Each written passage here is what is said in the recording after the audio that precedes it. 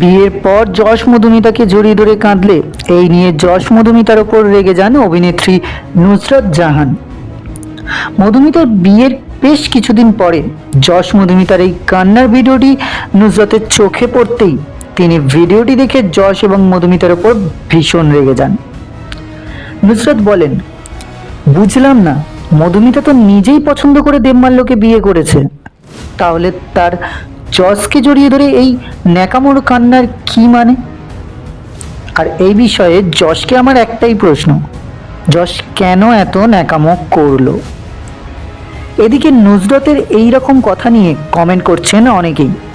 তাদের মধ্যে একজন বলেছেন, যশ মধুমিতার ইমোশন দেখে সত্যিই অবাক হওয়ারই বিষয়।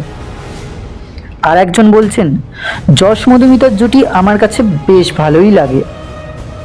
আবার কারোর বক্তব্য, মধুমিতার কান্না দেখে তো সত্যি অবাক হচ্ছি। তো বন্ধুরা, যশ ও মধুমিতার জুটি আপনার কাছে কেমন লাগে?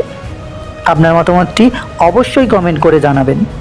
ভিডিওটি ভালো লাগলে লাইক ও শেয়ার করবেন এবং নতুন নতুন ভিডিও পেতে অবশ্যই চ্যানেলটি সাবস্ক্রাইব করবেন।